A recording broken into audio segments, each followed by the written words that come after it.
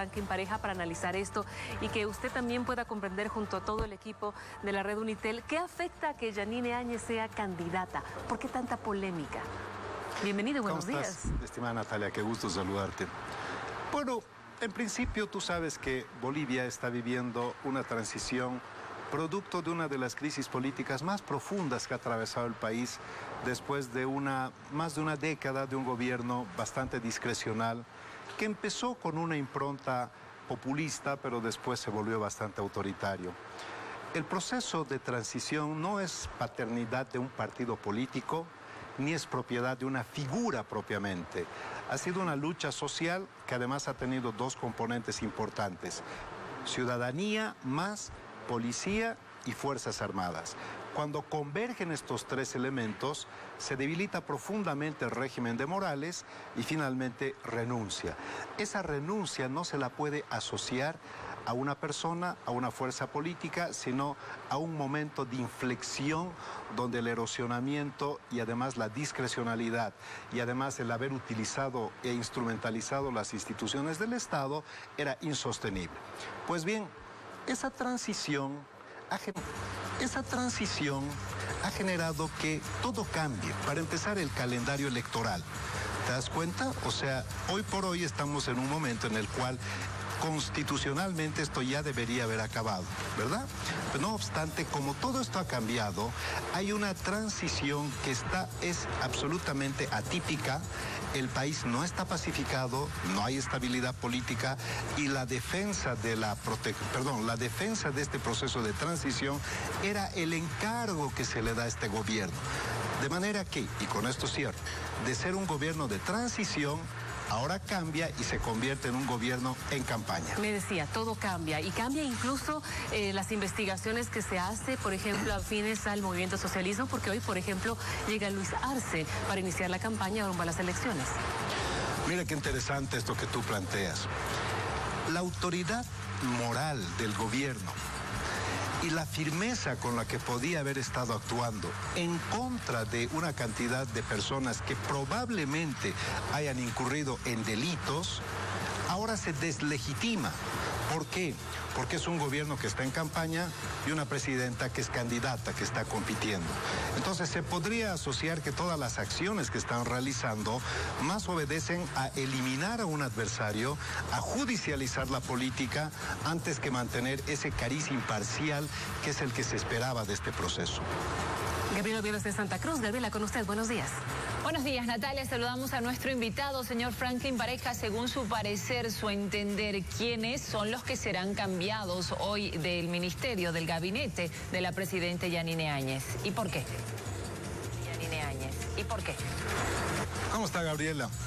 Bueno, realmente es muy complicado responderle esto. Habría que estar en el entorno y en el fuero interno. Pero quiero decirle lo siguiente: para un gobierno en transición, no es precisamente la mejor señal que en menos de 2 meses haya 2 crisis de gabinetes. Se supone que por el corto periodo los colaboradores no tendrían que ser removidos. Pero como se ha producido una figura atípica, dado que la señora Áñez de presidenta ahora es presidenta y candidata, el entorno no ha recibido en alguna medida de forma homogénea con buena señal. Por eso la señora Roxana Lizárraga ha sido una voz dura, una voz crítica, pero además muy explícita por las razones de su renuncia. Lo que quisiéramos saber ahora es que si hay más voces críticas en la línea de la señora Lizárraga en el entorno de colaboradores, porque no creo que todos los colaboradores definitivamente estén de acuerdo en que la señora Yanine Áñez cambie su posición y se ponga a competir cuando en realidad el mandato de este periodo era la transición. Quizás las personas más allegadas al señor Camacho, que además el señor Camacho es el más perjudicado con la presencia de Yanine Áñez como candidata, se vayan en este momento a salir del gabinete. Pero no creo a ciencia cierta que haya una remoción importante, porque en ese caso sería peor. Se estaría entrando no solamente en un momento de cambio y transición, sino que además la inestabilidad se incrementaría, porque en muchas carteras del Estado están haciendo muchas cosas más allá de lo que significa la transición, y en este momento sería peor dejar este trabajo trunco. El ministro de la Presidencia, Yerko Núñez, ha dicho que era necesario este cambio para asumir, dice, una nueva etapa de consolidación del gobierno de transición.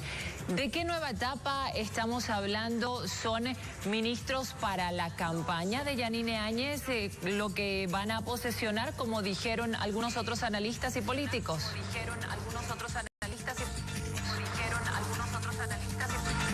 Mire, Gabriela, desde mi perspectiva, es una absoluta falsedad el querer instalar en la población el hecho de que se puede separar las aguas entre gestión y campaña. No se puede disociar gestión de campaña. Y aunque el gobierno, al igual que el anterior, decía que estaba haciendo gestión, todo el tiempo estaba haciendo campaña. Y de aquí en adelante, todo lo que realice el gobierno como gestión, inmediatamente va a generar rentabilidad política para la campaña. Por lo tanto, no hay ninguna forma de disociar esa dualidad de ser gobierno y ser al mismo competidor. Por eso, el anterior gobierno lo que hizo fue construir una normativa que siempre le permita tener ventaja con respecto de sus competidores. Y esta normativa, que es lo que hereda el actual gobierno, que no estuvo ahí para hacer campaña ni para hacer un competidor, ahora recibe esa herencia que tanto se ha criticado por la población y se va a beneficiar de toda esa normativa laxa porque permite a las autoridades hacer campaña a título de gestión. ¿Cómo debería configurarse ahora el gabinete de Yanine Áñez? ¿Salen los aliados de Camacho o entran quizás las personas afines a las nuevas alianzas que fueron pactadas hace unos días? Bueno, ciertamente que este momento en el que la señora Áñez entra a competir ha desportillado y le ha restado aliados al señor Carlos Mesa. Por ejemplo, Solvo dejó de ser su aliado y también la fuerza de Tarija, que conduce a Adrián Oliva, deja de ser aliado. Si estas fuerzas ahora entran a participar del gobierno, entonces básicamente se confirma y se reafirma el hecho de que estarían poniendo toda la estructura estatal al servicio de un proyecto político. Por la salud de este gobierno, que le queda, en realidad ha mermado mucho su legitimidad, pues no deberían entrar sus socios políticos. Debería seguir la transición eventualmente con quienes son sus colaboradores, hacer la menor cantidad de cambios y quizás a los viceministros subirlos a ministros y no generar un mare magnum interno, sobre todo con un descrédito mayor al que al día de hoy parece que estuviera teniendo. Porque desde el día que la señora Áñez anunció su candidatura, el coro de voces no ha sido positivo. Eventualmente las fuerzas aliadas, indudablemente que tienen que tener esa posición. Pero hay una cantidad importante de pobladores y de analistas y de académicos y de políticos que no ven saludable esto. Hay una secuencia de hechos. Está el anuncio de la candidatura de Yanine Áñez, luego está la carta de la ahora exministra de Comunicación, Roxana Lizárraga, y luego el cambio en el gabinete. Pero ¿hay algo entre líneas que haya dicho esta exministra que tenga que ser entendido y que quizás muestre algo que está ocurriendo dentro del gabinete? Es probable que sí, porque la renuncia de la señora Roxana Lizárraga ha sido con un contenido y con un mensaje muy claro, que ella está siendo parte y está siendo utilizada por un esquema de poder que son los demócratas, que han tenido un desempeño muy malo en la última elección y que por lo tanto lo que habría aquí es un sentido de oportunismo.